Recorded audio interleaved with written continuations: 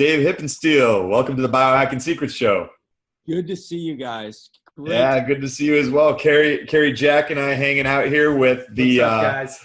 the winner of the CrossFit Games. Not once, not twice, but now 3 times, taking it home for 2018. Congratulations, Woo! man. Thank you. It was Undisputed. awesome. Thank you. Yeah, it was a fun year. Fun, tough one. For sure. What was that like winning it 2018 the 3rd time? Man, How'd that feel? Sweeter than anything. Like it. I don't want to say it's like 10 times better than the first and second because I just can't put a price on how much that meant to win that first one and then to come back and win that second one. I mean, but it's just like it's euphoria to win the 3rd one especially because this year was like it was super tough. A lot of the events weren't necessarily in my wheelhouse, but obviously it's at the end of it. There were 9 events this year over 4 days.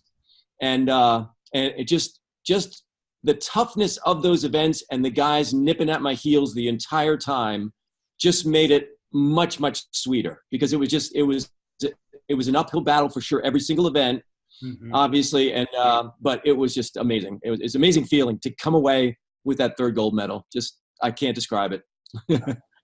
Can't describe it. What did these competitions look like for someone like me that hasn't watched the games and is not familiar? What are some of these things they have you guys doing? Yeah, great question. If you think about so the director of the CrossFit Games, Dave Castro, he was a former Navy SEAL. A lot of people don't know that. He was a Navy SEAL for 8 years. If you think of Navy SEALs, when you go to BUD/S and their preparatory time, they're trying to be broken, right? They're trying to break you. And so when I think of the CrossFit Games, you think of having to be prepared and ready for everything because you don't know if you have any weaknesses, they're going to be exposed in one of the workouts or 2 of the workouts or 3 of the workouts. There were 9 events and basically you have to look at it as they're going to try and break you. So you have to be prepared as possible. So we get to train an entire year, but what CrossFit is trying to do is test every domain. So you've got to have endurance, you got to have strength, you got to have agility, you got to balance, coordination. There's like 10 things that they list, and all those things you're going to be tested in. So we had a 500-meter swim. Last year it was a swim run. This year we had an obstacle course with the cargo net and the rope wall, and then the rope to rope, and then the swinging on the rope to the telephone pole. So they tested agility and that. This year they added a 500-meter run before the obstacle course. So they added even more of an element of endurance this year, which actually made that a little tougher for me because there's guys that specialize more in endurance, but still did fine in that event, top 4 actually. What else do they have? We had ring muscle ups. We had 1 rep max shoulder to overhead. So it's the coolest thing ever because there's so many domains that they test you on. I think growing up, I used to dream about gymnastics, but I always loved running and weightlifting. I did decathlon in college, and CrossFit kind of put all that together for me, and it just really was a match made in heaven. It was perfect because I'm really excel at versatility. Always been that way. Wow. So anyway, yeah. So that's kind of what it looks like. That is quite the gamut of events. Yeah, I can only imagine. which one was the most physically and mentally challenging for you? Man, the swim got tough. Believe it or not, the swim got tough because I knew where I needed to stay. I got the points lead in the beginning. I won the first event, and so the swim was tough. I think probably maybe the rope climb was the second toughest. All right. So it was 4 rounds of 4 rope climbs, and it was an 18-foot rope. So it was 4 rope climbs, 300-meter run, and then a yoke carry as a 300-pound yoke that would carry like 40 feet. And so it was 4 rounds altogether, and the rope climbs were 4, 3, 2, 1. What's a yoke for the people that aren't familiar? The yoke is, and you can check that on my Instagram, but basically it is think of it as a bar across with weights hanging down on each side. Oh God! So you get underneath the yoke, you do it like you hold it like a back squat. You put it on your shoulders, you stand up, and you got to walk with it. So it's only a few inches off the ground. So you got to make sure you're steady. So there's the element of stability besides strength there, plus the whole endurance factor there. So that's the yoke carry. So it was 4 rounds of that. So it's 4 times 40 feet of the yoke carry, and then it's 300-meter run, and then the total of 10 rope climbs. About 10 rope climbs. So it was crazy hard. Was there any hurling that took place, or are you long past that? You mean like getting sick? Yeah, like vomiting because you're working out and pushing yourself so hard. Did you blow chunks? Did you blow chunks at the CrossFit Games? Mid If I was going to puke, this would have been the games to do it, because there were several times where I could not stop. And I pushed myself beyond what I thought I was capable of. Wow. And I was on the ground. I think after the swim, I was on the ground for like 6 minutes, which is probably about a record. Usually it's about 2-3 minutes. You're on the ground. It's just like, you can't move. You can't get up. You're just like exhausted. And so, so this year, I don't know. I've never actually ever gotten sick. Pushing all the sports I've done, I don't know what it is with me, but I just never have that issue. You're blessed. Yeah, you're a beast. you're a beast. And I don't know why that works that way. I can even eat and like work out at the same time, basically. And for the people that want to check out a picture of Dave doing his yoke carry, you've got that on your Instagram, which is at Dave Hipp, right? HIPP. Yep, Dave Hipp, HIPP, right.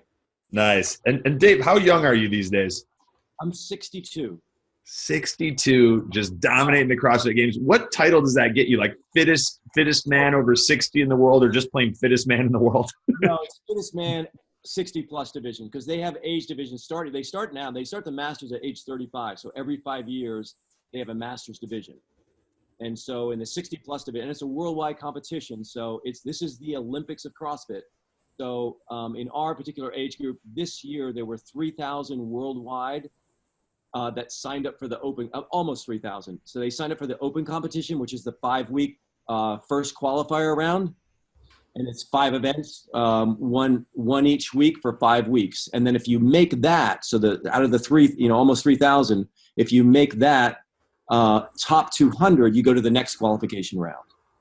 And then the next qualification round, you narrow it down to 20. So from the almost 3,000, it's narrowed down to 20 that go to the games. So basically you become the fittest in the world in the 60-plus division. So is there a 70-plus division? there's no 65 and there's no 70 yet. Oh. So we're everybody actually. You're the king. You're the king of 60-plus, man. A lot of guys are coming to me, like all these guys. I call them my brothers in fitness, because we're kind of all there, just kind of trying to set that example of what's possible as we age. Like because everyone was there. I mean, especially the top 5 guys. I mean, they're just pushing me the whole time. They're in awesome shape. They're great athletes. One actually was an Olympic trial swimmer. The other one was a wrestling coach for like 40 years, and he lives at like 8,000 feet in Granby, Colorado. And so he's a super endurance machine. So he was really tough to hold back. But fortunately in CrossFit, you have to be strong and you have to have endurance. So you got to come with all those things. You got to have coordination. You got to have agility. We did a handstand walk for the first time. It was. We were doing those this morning. We were butchering those in the front yard this morning during our workout. I made it about 5 feet. And no one would have guessed 5 years ago that they were going to give handstand walks to the 60-plus division. It was 40 feet down, and then you had to do 20 wall balls, and then 40 feet back. And it was an awesome event. I couldn't believe they actually did that to us, but it was cool. It sounds like it's a bunch of guys in a room. Just how can we make their life miserable for the next whatever? How many days is it? 4 days. 4 days. And you got it right, man. You think they're gonna try and break me. Yeah, they really are. I got to survive, and that's really what it comes down to. And you kind of have to. People say like, well, do you love pain? It's like, well, not really, but you love that feeling after you're done. Yeah. Like once not immediately after, but like after you're done, like 2 minutes, 3 minutes, you just are feeling on top of the world, because you feel like, man, you were tested and you came through victorious, successful, that no matter what your time is, but obviously if you win, it's much sweeter. Yeah. It reminds me of that old Vince Lombardi quote about, just laying there on the field victorious, and like how there's nothing like it. Yeah, there really is. There really isn't. Yep. That was the worst paraphrasing ever. Well, Dave, for the listeners out there, I mean, we've mentioned toughness multiple times. You are more than just physically tough. You're mentally tough. Maybe you can walk us through what your mental mindset is looking like pre-race, and maybe a tip for the listeners too, and ourselves, for just a stronger mental toughness all around. Yeah, I think it comes with. I mean, I had a vision. Like, I started CrossFit Games 6 years ago. My daughter Heather was on got on the Invictus team. Went to the games 4 years, and she got me started. Like, we actually started about the same time. She started maybe a year ahead of me. Like, she was in college. She got me turned on to it. I tried one workout to help with my triathlons, and I was hooked immediately. But the mental toughness, I think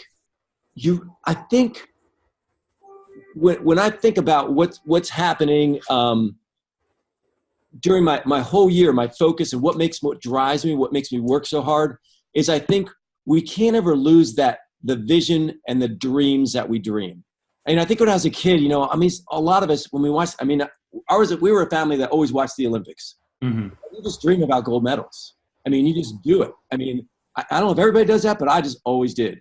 And I think that's a big part of it, because you get that dream in your head, you get that vision, and you get that focus, and that focus drives you every single day. And I think, the first 3 years, it's like every year I'd improve. Every year, even getting older in the age group, I would still be improving in my lifts, in my skills, and so it became just more and more of a reality every single year. And so I had my sights on winning every year, but once I got to the 60 plus division, it's like, wow, like all of a sudden the 55-year-olds aren't there anymore.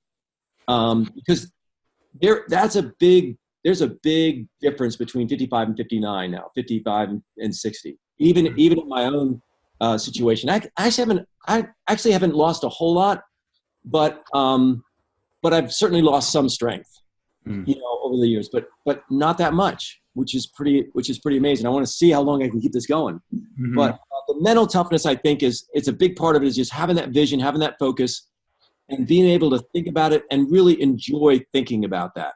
Thinking about winning, thinking about that victory, thinking about visualizing in your head, like, the movements. I mean, I remember when I was in college doing the pole vault, I went to, my brother talked me into going out to Cal State Fresno to do decathlon, and I learned the pole vault in like 3 months. But I remember, and I don't know if everybody does this, but I started doing it, and I was over I was almost to 14 feet within 3 to 5 months, and never pole vaulted before. But I remember, like, I would do the pole vault, and I would continue to visualize that movement in my head nonstop for 3 months. It would just naturally, I didn't have to force myself to think about it, but as I'd practice, I'd leave that and I would be visualizing it in my head. And it just even when you were doing other things, driving, working on homework, whatever. Or laying down at night, it's like that, one of the things, it just goes through your head, it's like you're just feeling that in your head. And I didn't know it was called visualization then, but I think that's what they call it now. And there's more and more studies showing that translates to, like, that it's very similar and comparable to actual practice time. Exactly. And that was just kind of like, your operating system was, you're like always practicing, always training. Yeah. Especially like springboard divers. I did springboard diving also in college. I just walked on the team. They needed a diver, and I said, I think I can do that. So, all I had done before that was like, you have that great hair under a swim cap. What's that? For the listeners, he's got great hair down to his shoulders. I'm trying to think. I think the divers, because it was long then too. I was in California, and it was the late 70s. So everybody had long hair then, and I just never grew out of that, I guess. But rocket man, look great. Was there ever any? I want to come back to mental toughness. I'm not done with that. I'm just curious. Was there any overlap with your history as a decathlete? Was there any overlap with Bruce Jenner? I'll tell you, he was our hero back then. He was, because he was the decathlete.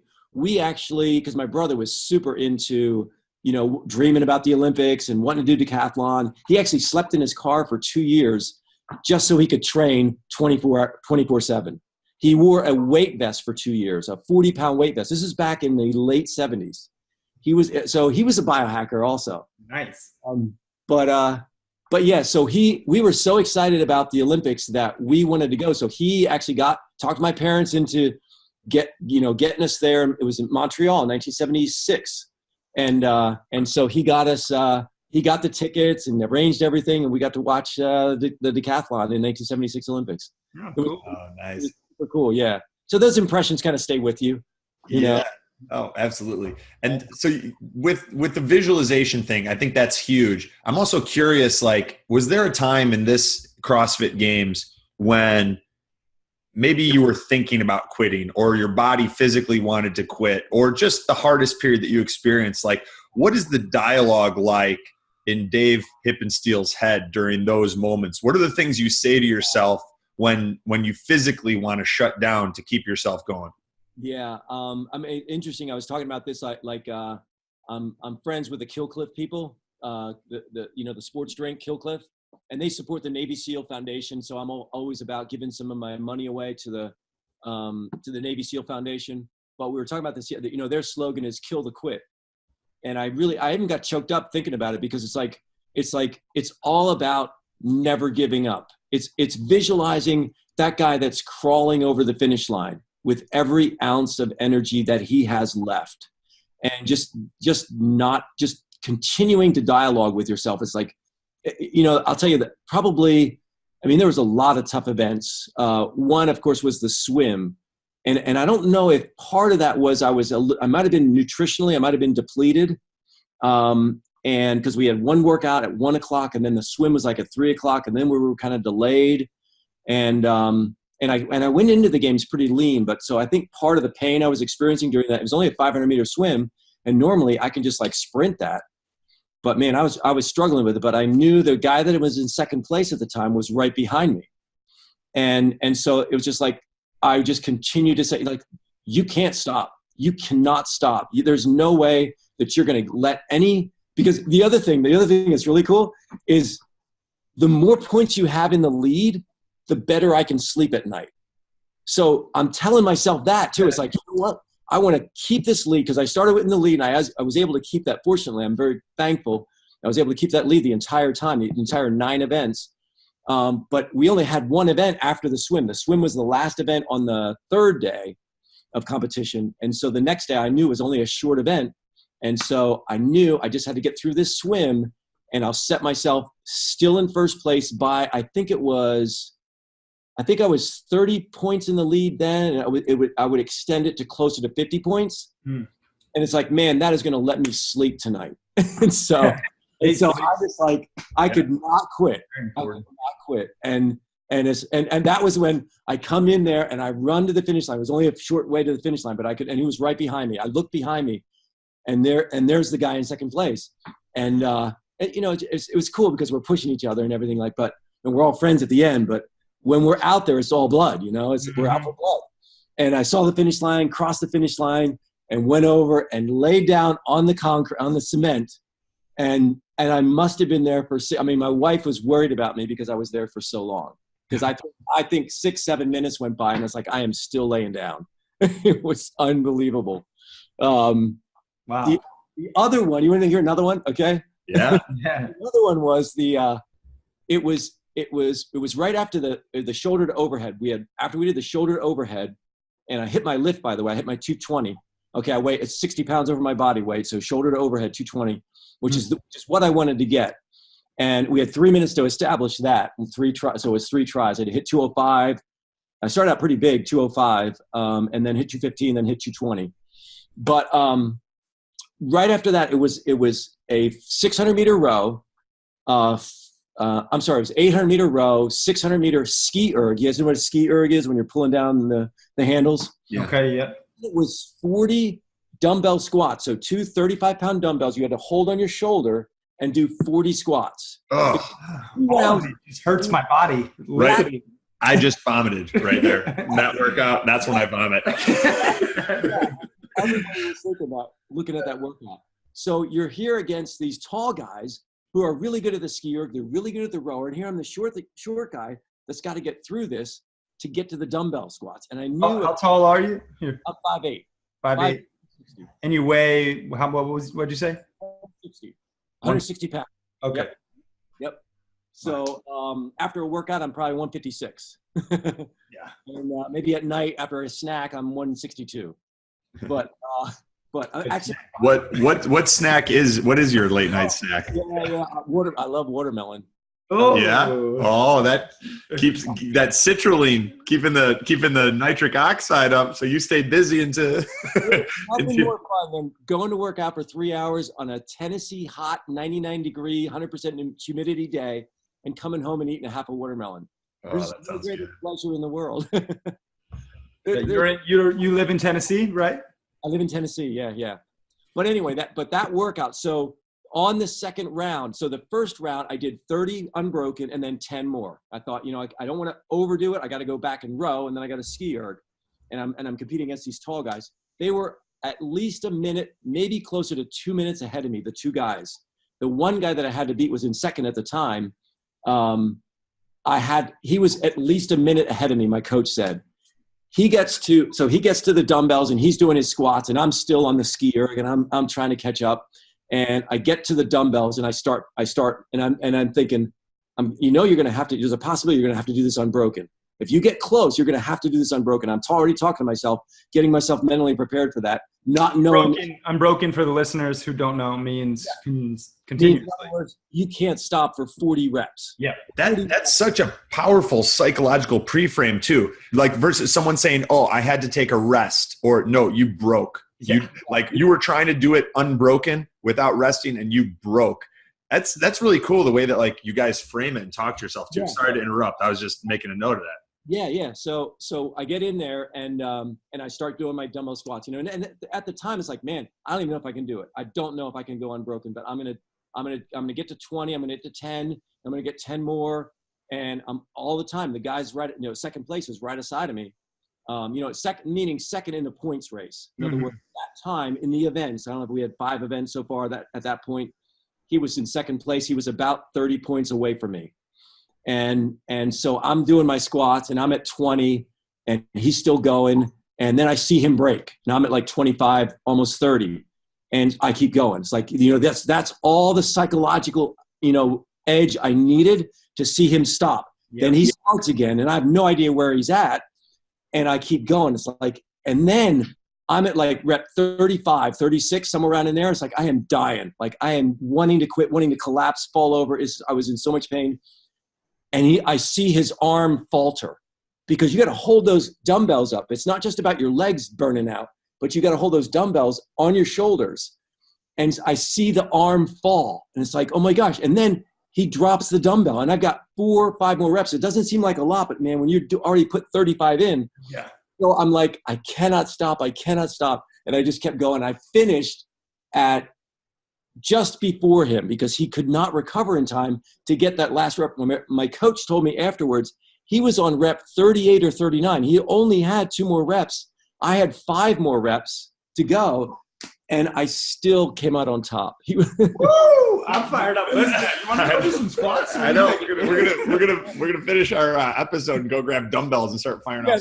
That's right. Go for 10 first. But when I collapsed on the floor, I mean, I was. This is the one. You're really in pain. Like sometimes you just lay down on your back and you just stay there. This time I was rolling over, like pounding the floor because I was in so much pain. But it was awesome. So theoretically, he was. I mean, he was ahead of you when he broke. Yes, he was. And you just didn't realize that you were just doing your thing. You saw him break. That was all you needed to keep pushing. Yeah, and then you caught up past him. Oh. There's a ray of hope, a light at the end of the tunnel. And it's like, I just got to keep going. No matter what happens, I got to keep going. I can do this. And so it worked out. Kill the quit, right? Kill the quit, man. Yeah.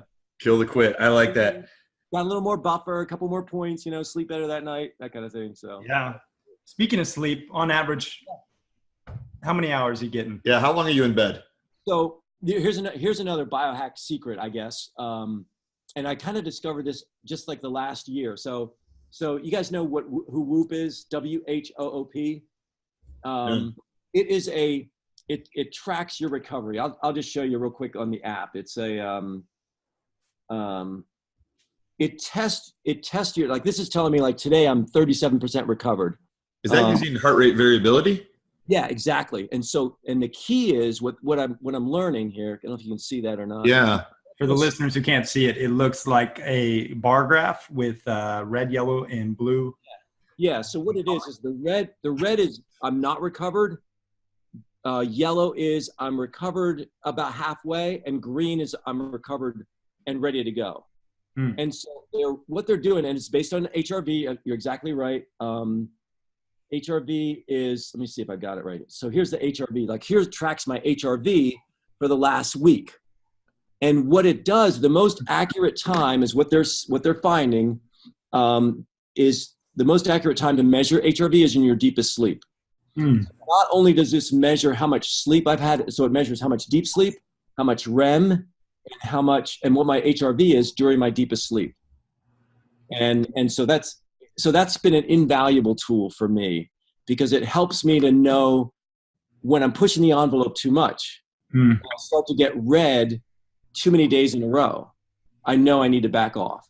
And because you can feel it some, but overall you gotta, it's good to have something, because you gotta listen to your body. Yeah. You gotta know when you're pushing too hard. You gotta quantify it, right? Yeah, this is another way of helping you kind of make sure that you're not being too subjective about it and being more. And you're probably you can manage, right? Yeah. And you're probably so driven to train. You probably tend to overtrain, where maybe the general population is more likely to skip workouts. Yeah. Grab some Haagen-Dazs. That's exactly right. Everybody, and my family knows it. Like, Heather's telling me all the time, Dad, you're overtraining. Especially the first 3 years. I'm convinced now that the first 3 years I went to the games, I was way overtrained. And that's, I got fifth and ninth, I think. I was only a 59-year-old to actually qualify in that age group.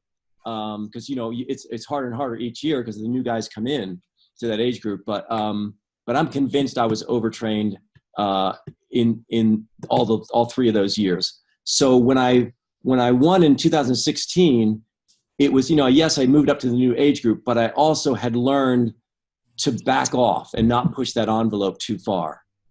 And that's when I really started doing like my own programming. Like, I used to listen to other people doing programming, but after the qualifying round of 2016, I decided during that time, because I kind of do my own thing in the Open anyway, and I just continued that into the games that year.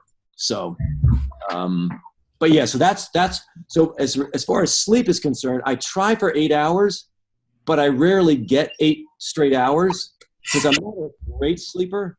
But what I've found is nap time is super effective and super valuable. And so I'm looking at my Whoop and I'm saying, okay, I got this many hours sleep.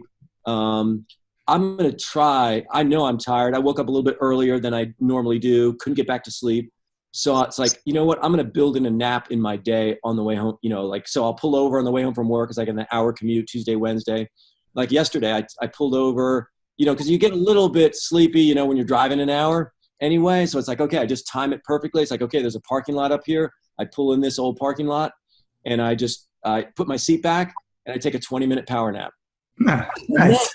Cool as I look at my Whoop. Glad you pulled over.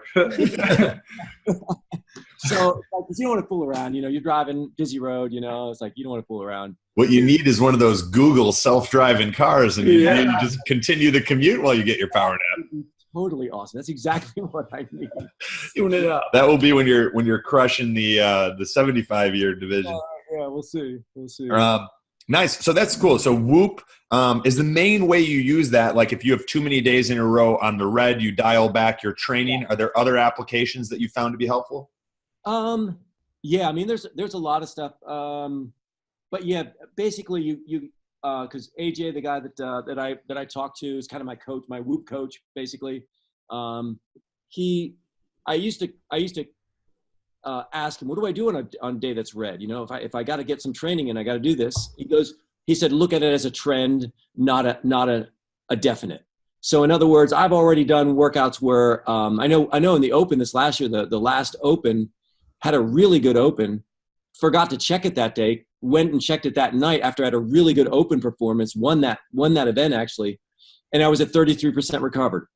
And so it's like, you know what? You can't let it get in your head too much, because you still perform even though it's in the red.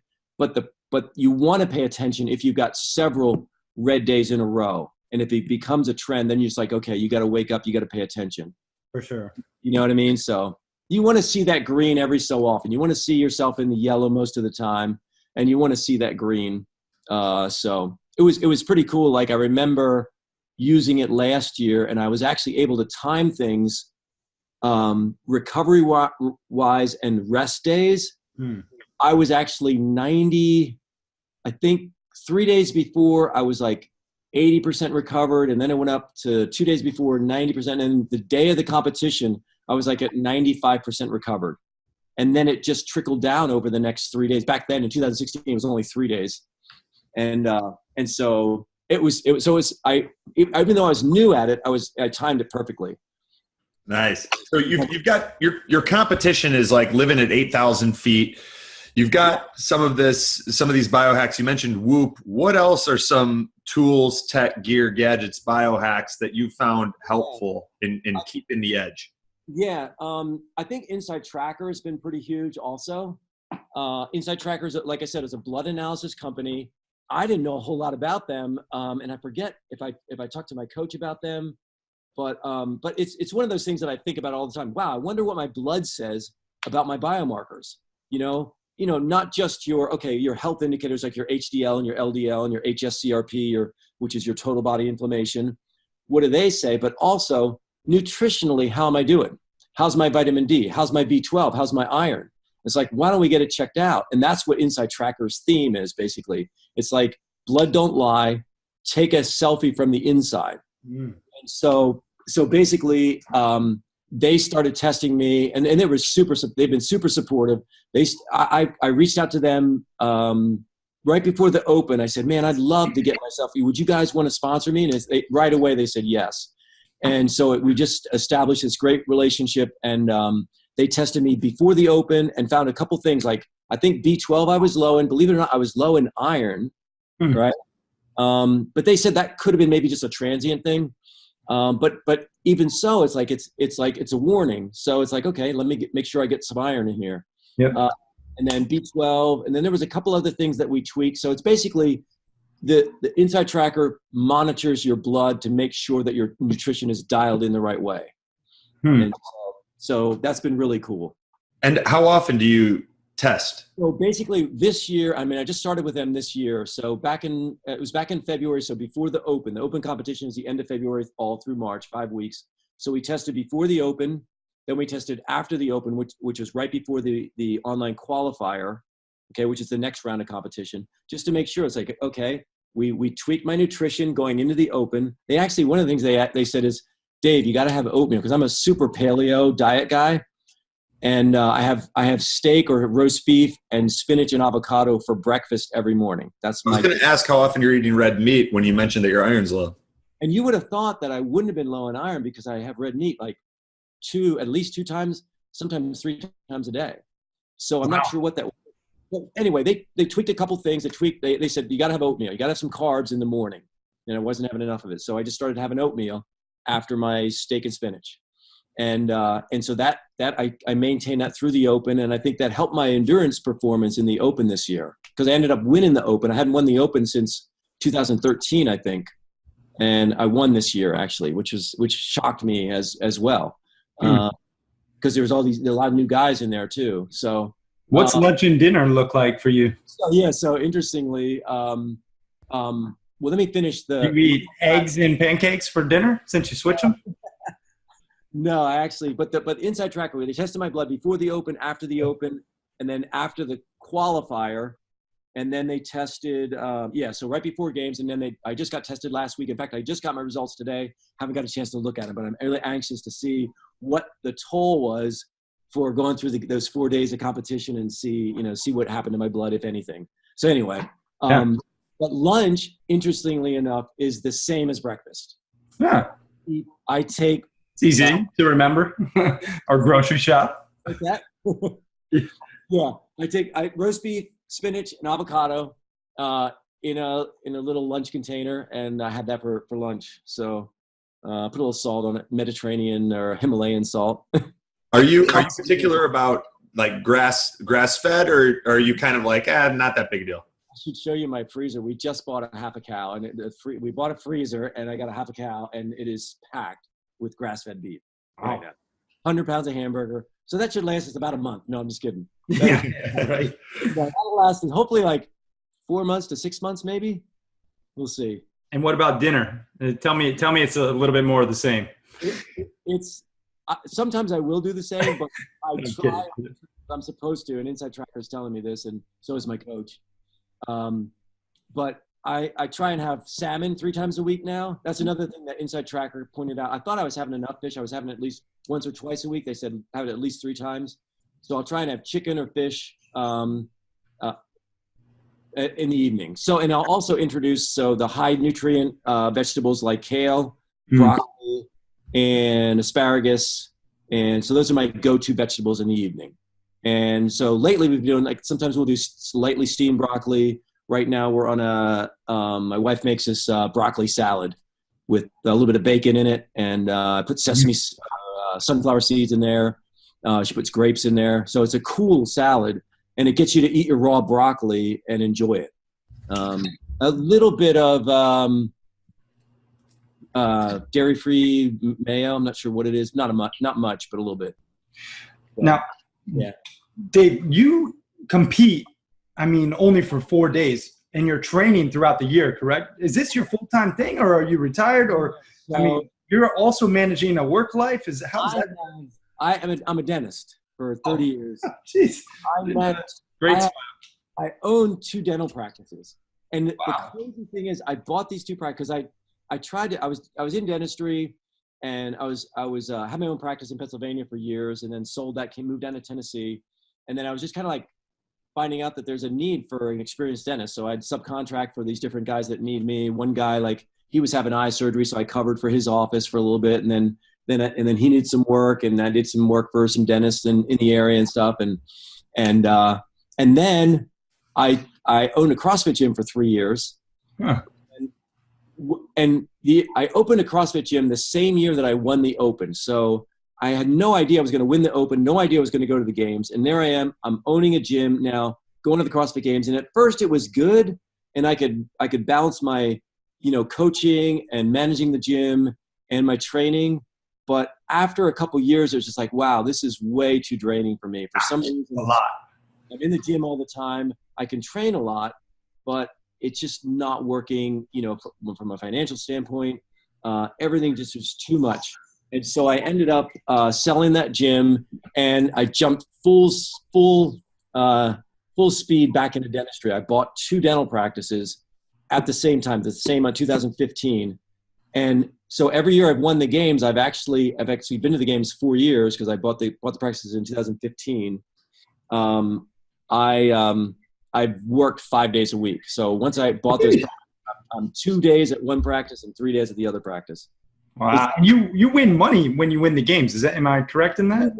So in our age division, we win $10,000 for first place. So, and that's a lot of work for 10K, gotta say. So it's nothing, it is not, that covers our expenses really to get my family to come, Yeah. here. You're breaking even for back-breaking work. Let's call it what it is. I actually try and give away. I was like, there's a Glory though. Industries that I'm really, my heart's passionate about, and like Navy SEAL Foundation, I gave some to them. There's another organization, Faith RX, I gave to them this year too. So, but good for you. It gives me like a higher purpose to work for, in terms of motivation. It's like it's not just for me that I'm doing this. I want to do this for others, besides trying to be that example of helping people see that what's possible as we age. And so basically, it is not a full-time job, but I would love to be in a position where I could do that more. And so I have an associate that started, another associate that started this week, just started. Today's his first day. That's why this was perfect, because I got home early today for this podcast. It was perfect. So, but that's going to give me a little bit more freedom, maybe 1 day off a week. and get a little more training in. So we'll see. You're a beast for sure. I'll tell you the other thing though is I wouldn't have traded it because, I mean, obviously our profession is pretty high stress. And I felt like I've managed it really well. It's stressful on your body physically, but also mentally. I feel like CrossFit and my training has really been a really super healthy way to deal with that stress. I think that exercise, and you guys I'm sure would agree that exercise is the healthiest way to keep yourself in balance emotionally, mentally, physically, with all the demands that life has for us. No matter what your profession is, what your job is, we've all got stress. We're going to sleep better. We're going to enjoy life better. Yeah, totally. You know what I mean? Yeah. Dave, this has been fantastic. If you're up for it, maybe some rapid fire questions. Okay. We've got a few here that are related to, everything from your philosophy, where you see yourself in the future, to some little hacks and favorite supplements and things. If you're up for it. Yeah, we'll try it. Yeah. All right, nice. What's your definition of healthy? High HDL, low LDL, low HSCRP. Blood don't lie. Whatever's in the blood, that's your definition of healthy. I mean, low resting heart rate, low blood pressure, all those things that create health physiologically. That's what health is. And beautiful. So, translation for people that aren't nerds like us, he wants high healthy cholesterol or high density lipoprotein, which is like a good cholesterol transport protein. He wants low bad cholesterol. He wants low high sensitivity C-reactive protein, which is a marker for inflammation. Where does like sex drive fit in there as a benchmark for health and recovery? Is that something that you take into account? I think, yeah. I mean, because I think, we're designed, we're sexual beings. I mean, God created us like that. And it's like, I think it's healthy to enjoy that. And it's like, I think that it, along with all the other things in your life, it keeps, your hormones being in balance from exercise. There's all kinds, you guys know about the brain-derived neurotropic hormone that's secreted from doing exercise from the skeletal muscle. They used to think it was all brain-derived, but I mean, it's just one of the hormones, along with your, testosterone levels. They improve when you exercise. So I think that it keeps all those things in balance. So sex drive, not a problem. Nice. There you go. That's also inspiring men across the world. I need nothing. What does a training week look like for you right now? I'm sure it's always evolving, but take us like a snapshot of what your week looks like at this moment in time. Maybe not rapid fire. Yeah. It's got a busy week. My typical work and training week is I train from Thursday to Monday. So I take Tuesday, Wednesday off because those are my long days at my office. That's an hour away. So I take those 2 days off completely. And then Thursday I put in an hour after work. Maybe an hour and a half. I'm at the gym an hour and a half, something like that. Friday, I work till say 2 or 3. I get home like say 4ish. I'll get a quick workout in, and then I'll get a nap. And then Saturday, Sunday are my big days. I'll get to the gym at 11 o'clock and I'll leave at say 2 o'clock. So I'll always have like about a 2, 3, sometimes a little bit longer workout in there. And then so Sunday's the same thing, 11 to 2 or 3, and then Monday, I'll get another hour and a half workout. So Thursday through Monday. And are you still doing WODs, or are you kind of doing your own thing? I am doing my own thing, but they are, they're workout of the day, but it's my own that I kind of know that I need. And so I mix strength and endurance and my Metcons. We call them Metcons, metabolic conditioning. So nice. Whatever it's pull-ups and snatch, or pull-ups and clean and jerk, whatever, muscle ups, double unders, whatever. You mix it up. How many consecutive bodyweight pull-ups, full range of motion, can you bang out now? No kip. So no kipping. Oh, actually, my actually won a case last year at the regionals. 2 years ago. 26, I think it was, strict pull-ups. 26. I don't know what I can do right now, but it wouldn't take me long to get back to 26. Nice. 26 is pretty good. That's beautiful. What's one product you can't live without? I love my Revive. I get sponsored by Marcus Philly's Revive RX. He was a biochemist. He was a medical student before he went full-time fitness. But Revive RX, I love that. I love my fish oil. So I have 3 caps a day. I'm working on getting a sponsor for fish oil because I still have to buy it. Let it be known, fish oil companies. What's the fish oil you're using right now, sponsorship aside? That's a good question. I think I just get it at the local pharmacy or Walmart. Okay. It's a good one. You're looking at I did my research and it was a good one. You have to be careful with fish oil, listeners. Not all fish oil is created equal. Yeah, you're right. And I'm hoping to get hooked up with a couple. There's a couple I'm talking with. I met them at the games and hoping. And vitamin D also. And then I'm taking a multivitamin. And then I will take vitamin A and zinc on occasion, but not on a regular basis. But D, fish oil, and then my protein supplements.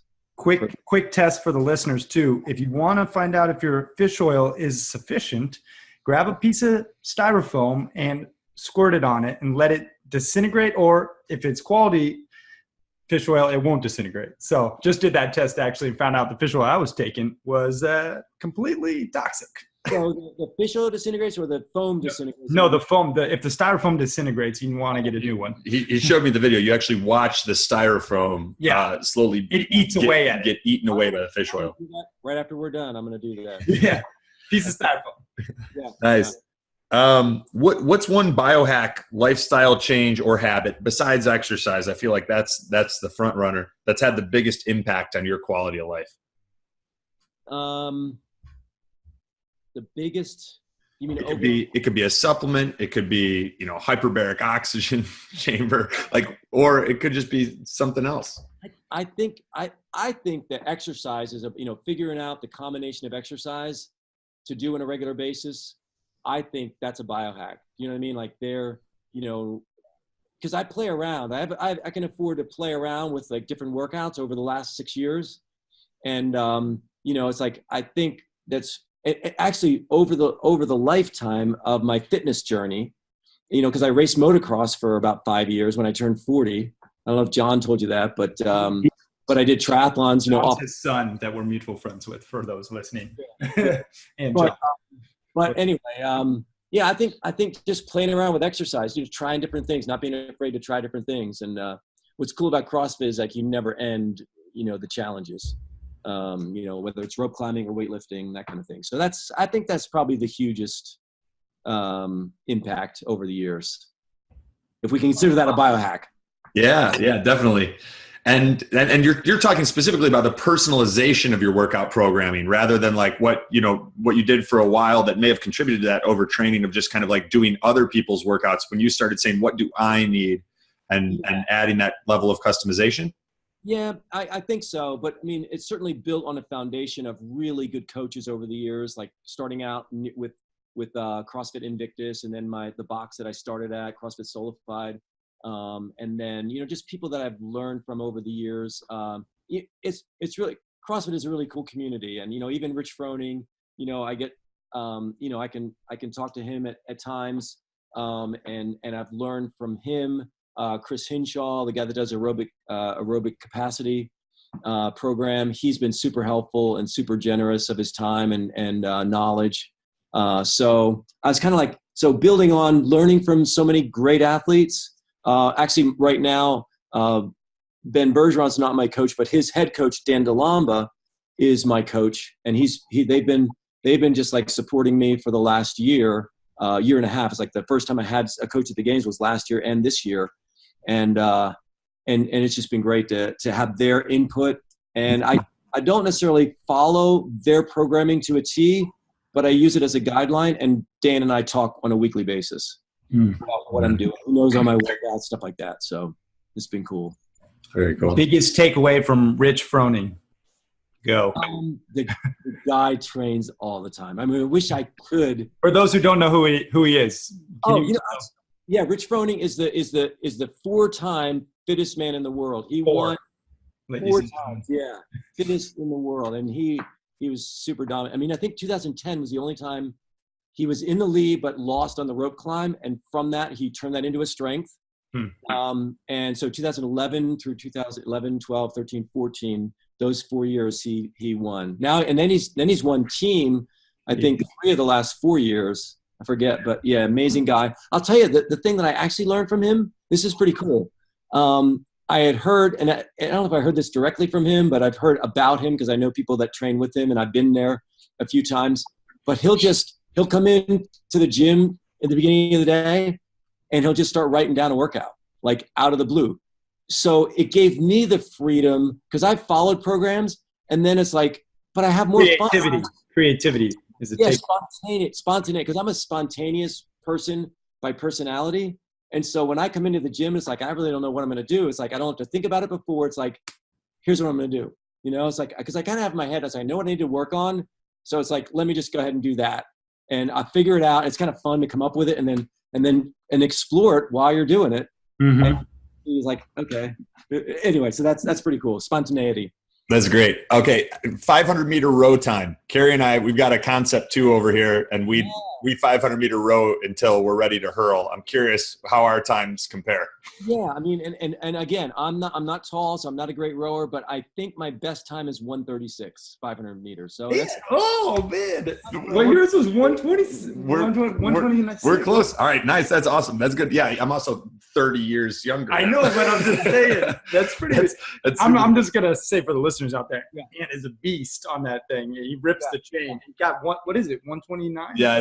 I'd 126 is my best. 126 is his best. I'll tell you, but you guys, I'm glad you asked that question because I need to be motivated to work on that because it is throwing is a weakness. They threw it in the games this year. They had it a couple years ago. I need to be up my game on that rowing. I'm quite certain you would crush me in every other imaginable facet of athleticism, strength, endurance. My battery's going dead. I might walk up to the room and plug this in. Is that okay? Oh, we're gonna wrap it up soon. I don't want to lose you, so we'll just keep talking. Yeah, for sure. You know I'll show you on the way up. I'll show you my rings in the stairway. Yeah, beautiful. Oh, look at that. So as we're going up his stairway, he's got it's like an L stairway. And he's got rings hanging and a pull-up bar in his hallway. Yeah.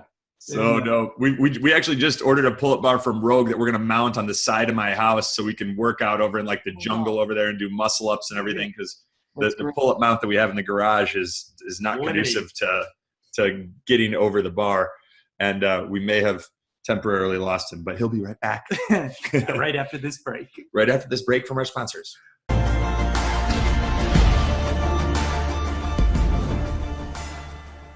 Okay. All right. Coolness. Beautiful. Last couple of questions. Do you take a pre-workout or anything before your workouts? I don't. I characteristically don't. But it's probably a good idea. Nice. I want to get there was a really good product that I had sponsorship, but I've just not been in touch with them. But sometimes like a banana, something like that, oatmeal. No, I don't have a specific pre-workout. What's been your favorite pre-workout if you've ever like when you were taking them? Looking for something good. Yeah, let's see. Hey, you see my rings in the bedroom here? Oh yeah, very nice. Yeah. People might get the wrong impression. Is this? Are we near your bed right now? Yeah, this is my bedroom. Yeah, I got my guitars on the wall there. See that? Oh, nice. My other hobby and playing the guitar. Yeah. Actually, I'm gonna go back down to the gym, and but a pre-workout. I do need to, I think this year I'm going to start talking with some companies and seeing if I can get somebody to come up with a sponsorship on that. Maybe X Endurance. I used to use X Endurance. They had a thing called Fuel 5, which was it was sweetened with, I think, sweet potato and nice sugar, that kind of thing. Yeah, so it was good stuff. It had some good stuff in it. And I used that. I know I used that for like the 2016 games, and it went really well. So nice, good. Yeah. When you think about like how long do you want to live? As long as possible. I like life, but I want to stay healthy and keep that health going as long as possible. So 30 more you ever years. thought about a number? 100. My dad lived and my dad was not a biohacker at all, but he was always very active. Like he played golf. He played golf up until he was age 89. He played golf 3 times a week. And so he lived till age 90. But I think 90 to 100 sounds pretty good right now. Nice. And I think that's a good question. I like that question because I think that we should be asking ourselves that question. I think I've probably asked myself that question all my life. After high school, after my wild child years in high school, and I decided, you know what? Why do things that aren't healthy? And from that point on, I just decided to be be that health nut way back in the 70s, and just continued it today. I think, asking the questions we're asking today, I think everybody should be asking themselves that question. What can I eat to be healthier? What can I do? How can I exercise to be healthier? I think it's a great hobby. I think it's more than it could be a lifestyle choice. Yeah. I picked up on something here. You've mentioned contribution a few times, and giving back and donating and how you allocate some of your funds. What role does contribution, spirituality play in your life? Yeah, I mean, I think that, and I didn't really plan on being like an inspiration to the world as to what's possible at this age. It just kind of happened. And now that people are starting to see me as that, I really want to do everything I can to further that mission of helping people see what's possible, into our later years, that health is achievable, especially with knowing the tsunami of chronic disease is on its way. I mean, I was listening to, and you guys would probably know this, I was listening to Chris Kresser the other day, and the statistics are there's 100 million right now that are either have diabetes or pre-diabetic. And it's type 2 diabetes, so it's the preventable one or the reversible one. And it's gonna destroy our society, and people just aren't realizing that. Not enough people are realizing it. And I think I just want to help create more awareness. I think, I'm pretty spiritual. I believe God created us. I believe, he created our DNA. He created us to benefit from exercise, because otherwise our bodies wouldn't improve physiologically if we weren't supposed to do exercise. But every time we exercise, our biomarkers improve, and it's like it's in our DNA. It should be as natural as washing our hair, brushing our teeth. We should exercise every day. We should eat well, because it fits who we are as human beings, and how we're created. So, I think, does that answer that question? That's not a rapid fire, but we stopped those. That was a okay. All right, that's a dream. Yeah, really, too much. The rapid fire things never pan out. Yeah, that's okay. Yeah. So, Dave, this has been amazing, man. I mean, I've gotten goosebumps a time or two. You almost had Carrie and I jump off the podcast to just go start banging out some squats until we hurl. And right. Hopefully the people listening have got to enjoy it as well. If folks that want to stay up to date with everything that you're up to, what you have coming out, projects you're working on. He's got a book coming out, folks. He's got a book coming out. Yep. Just decided. It's gonna be health. Yeah. Imagine that. Yeah. Instagram at Dave Hip, DAVEHIP. Yeah, Dave. 2 P's. That's the best place. Yeah, I do that. I post it several times a week, and any projects that are upcoming, they're going to come out on my Instagram for sure. I got a Facebook obviously too, but I actually have a couple different pages. But if you start with the Instagram, that's the best place. But I'm also on Facebook. You can look me up, David Hippensteel, on Facebook, David Hippensteel. So awesome, guys. Well, next time you're in Florida, you come show us how to how to do it. All right. I would love to, man. John's down there now, actually, and come for a workout. We were gonna get a workout in. We're gonna get a workout in today at Barwis, but we didn't have enough time with all of the episodes we're recording down there. So we're probably gonna get a workout in tomorrow. Yeah. Okay. All right. Yeah. There's a ton more to talk about, but thanks so much, you guys. We're awesome. It's awesome. It's so fun. Thank fun. You, Dave. Being an appreciate inspiration, you, Dave. We appreciate you. Absolutely, man. Thank you guys, and we'll talk to you soon.